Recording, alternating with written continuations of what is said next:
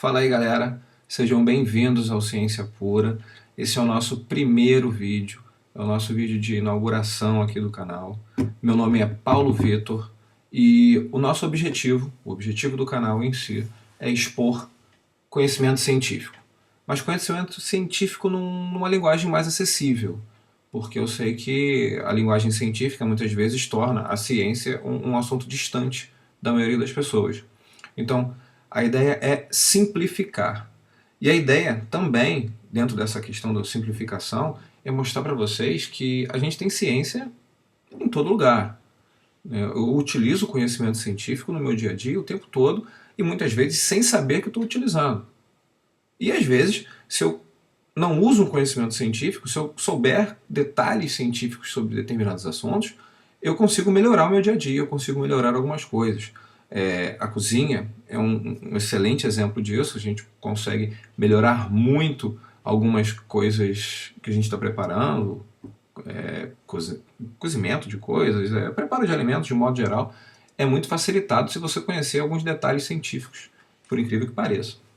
Às vezes a gente faz e não tem noção disso, óbvio, mas muitas vezes se a gente soubesse um pouquinho mais, a coisa ia mais para frente. Enfim, ciência no dia a dia, curiosidades, né? Conto com a colaboração da galera aí que estiver assistindo. Se tiverem alguma dúvida, algum assunto que foi exposto na mídia, alguma curiosidade em específico, alguma coisa que você aprendeu em sala de aula essa semana, pintou uma dúvida, manda para mim, manda um e-mail, manda um comentário no Facebook, dá o seu jeito de entrar em contato comigo, que eu prometo que assim que possível eu tento postar um vídeo tirando suas dúvidas. Pretendo fazer alguns vídeos também focados para o Enem, a galera aí que está tentando o Enem. Eu sei que tem alguns assuntos dentro da biologia que podem ser mais pesados, um assunto que você julgue mais difícil também. Precisando de alguma ajuda, entre em contato que eu vou tentar fazer um vídeo o mais rápido possível. Então, já conversando um pouquinho agora sobre ciência em específico, deixando a apresentação um pouco de lado, essa semana passada, não sei se vocês acompanharam, houve um burburinho aí na mídia sobre um papo de a vida talvez ter surgido em Marte, né? Um geoquímico, Steven Banner, ele expôs a sua teoria lá em Florença, na Itália. O Steven Banner, ele é americano, acho que é americano, e lá em Florença ele colocou algumas ideias interessantes, algumas ideias em cima de algumas pesquisas que ele fez, que aparentemente as pessoas podem achar absurda. Na verdade, a origem da vida é um tema muito polêmico, né? É um assunto um tanto quanto delicado, polêmico pra caramba, porque esbarra em muitas crenças. E eu sei que isso é um assunto muito delicado, mas de certo modo é um assunto fascinante também. Eu acho que é uma das coisas que mais intriga a gente, pelo menos a mim, é muito intrigante. Enfim, o que o Banner falou? Falou que a vida pode ter começado em Marte. A vida da Terra veio de Marte. E as pessoas falam, pô, isso é um absurdo, isso não tem nada a ver. Especialmente a galera mais radical, aquela galera que não está com a mente muito aberta para novas possibilidades. Mas, pessoal, o cara é um cientista. Ele não expôs coisas simplesmente por achismo. Existe uma base nessa história toda. Então vamos entender uma coisinha só. Em relação à origem da vida, existem várias linhas de pensamento que tentam explicar como é que surgiram os seres vivos. Obviamente, é difícil a gente chegar a uma verdade absoluta, porque não dá para voltar no tempo. Não dá para reproduzir exatamente as coisas que aconteceram no laboratório, né? Isso não vai acontecer. Então a gente vai se basear sempre em evidências, em fatos que nos mostrem que o caminho é mais ou menos esse aqui, que o caminho é mais ou menos aquele. Então, todo o conhecimento científico é baseado nessa ideia. A ideia do Steve Banner, ela não é uma coisa muito nova, não. Olha só, uma teoria bastante aceita, bastante bem vista aos olhos científicos, é a teoria de que os seres vivos surgiram a partir de reações químicas. Porque se você parar para pensar, do que nós somos feitos? Nós somos feitos de substâncias químicas. Cara, você é feito de célula. Célula é um amontoado de substâncias químicas. Água, sais minerais, carboidratos. O DNA é substância química, o RNA é substância química. Você tem carbono pra caramba, você tem hidrogênio, oxigênio, que são elementos químicos. Bom, se você é feito de elementos químicos e existem elementos químicos ao seu redor, por que será que esses elementos químicos não poderiam se juntar de modo a formar uma célula? Beleza, sei que uma célula é complexa pra caramba. Eu sei que não é simples a gente imaginar que algo tão complexo quanto uma célula possa se formar ao acaso, um mero alinhamento de elementos químicos. Eu não estou dizendo exatamente isso, não. Eu quero que você abra sua mente e imagine que substâncias químicas se formam. Você é feito de substâncias químicas. Então, será que não dava para elementos químicos colidirem, se juntarem, se misturarem, se ligarem, de modo a formar substâncias químicas e depois de um tempo essas substâncias começarem a se aglomerar e formar células, simples ainda, mas células. E depois o processo evolutivo tocou isso para frente.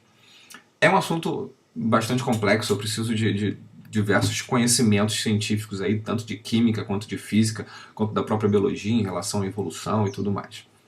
Mas vamos a ideia básica aqui. A vida na Terra pode ter surgido a partir de reações químicas, de elementos químicos, de compostos químicos que existiam no planeta. O carboidrato, que forma o seu corpo, a proteína, os lipídios, tudo isso é feito de elementos químicos e provavelmente esses elementos existiam no planeta.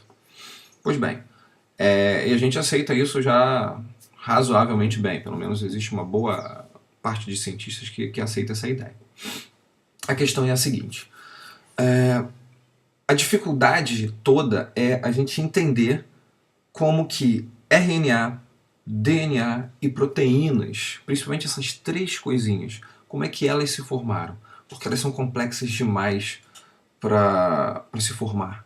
Né? Ainda é um grande mistério. E a necessidade bioquímica, a necessidade física, para que esses elementos, esses compostos se formem, ela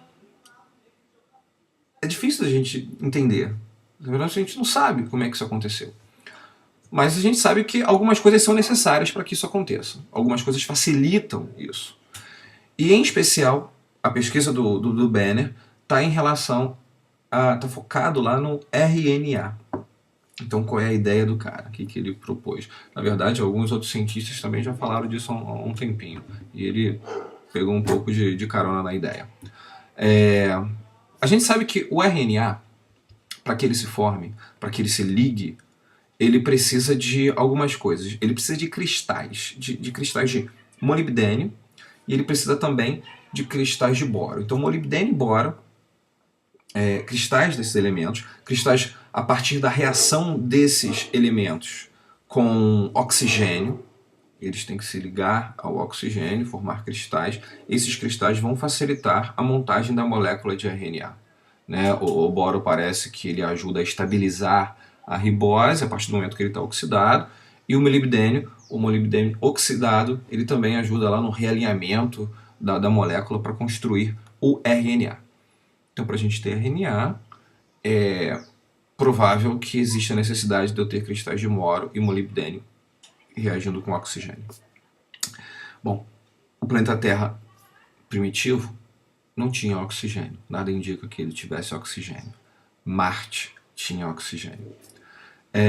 Molibdênio e boro são substâncias que tem em Marte com uma certa abundância. Isso é comprovado por meio de meteoritos que caíram na Terra. A gente consegue analisar, já foram analisadas essas coisas. Existem provas de borato, por exemplo, que é o boro que reagiu lá com o oxigênio.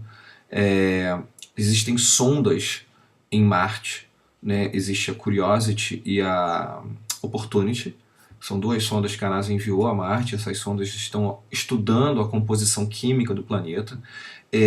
A Curiosity encontrou enxofre, a Curiosity encontrou nitrogênio, encontrou oxigênio, encontrou hidrogênio e encontrou carbono.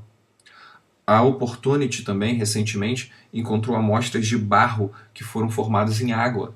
Quer dizer, provavelmente houve água em Marte. Então, você pensa, tinha água, tinha molibdênio, tinha boro, tinha oxigênio, coisa que não tinha no planeta, e parece que as condições climáticas e químicas, bioquímicas, da estrutura do planeta em si, de Marte, era muito melhor, era muito mais favorável aos cristais de molibdênio e de boro. Então, quer dizer, o RNA tinha uma facilidade, teria uma facilidade maior para se formar na atmosfera, na superfície, na verdade, na superfície de Marte. Então quer dizer que se RNA pode ter se formado lá, e eu tinha elementos químicos essenciais para a montagem de seres vivos, será que é tão absurdo assim a gente aceitar que tanto esse RNA quanto outras moléculas biológicas não poderiam ter se formado em Marte? Bioquimicamente falando, é muito mais provável que isso tenha acontecido em Marte do que na Terra. Né? E se isso aconteceu em Marte, será que essas moléculas que são essenciais à vida, será que elas não seriam precursoras da montagem de células primitivas, de micro-organismos? Essa é a grande questão.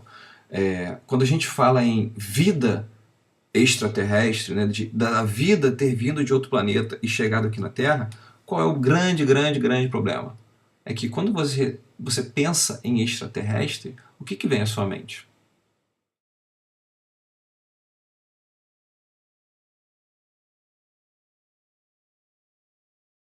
Exatamente.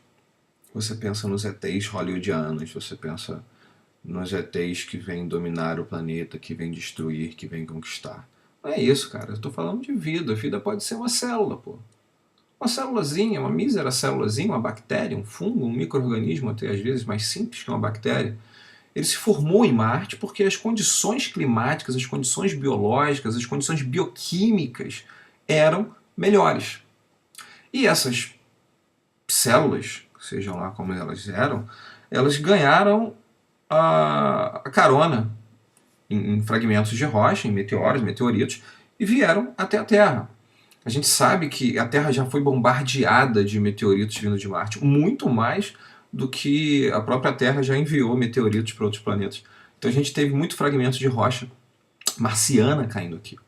Será que num desses fragmentos não poderia ter vindo um micro-organismo desse lá encrostado naquela rocha? A gente conhece bactérias, a gente conhece micro-organismos muito antigos, muito primitivos, que sobrevivem em condições extremas, condições que nenhum outro ser vivo sobreviveria. Então não é tão impossível imaginar que um micro-organismo conseguisse suportar uma viagem espacial. E também não é tão impossível a gente acreditar, baseado em tudo que já foi descoberto, que reações químicas poderiam ter acontecido em Marte e favorecido a formação desses seres vivos. E aí, os seres se formaram, vieram para a Terra e aqui encontraram um ambiente no qual eles se adaptaram. E a vida se tornou viável. Né? Não existe nenhum grande absurdo em pensar nesse tipo de coisa. Num primeiro momento pode parecer, mas se a gente olhar com um pouquinho de carinho, com um pouquinho de cuidado, abrir a mente, vocês vão ver que isso é plenamente possível. Tá? Existe uma boa lógica nisso, é um pensamento bastante sensato. Basta você ter a mente aberta. Beleza, pessoal? Espero que vocês tenham gostado. Se rolar uma dúvida, se vocês quiserem alguns detalhes maiores, entre em contato comigo. Vamos tocar essa ideia para frente. E até a próxima. Um grande abraço. Tchau, tchau.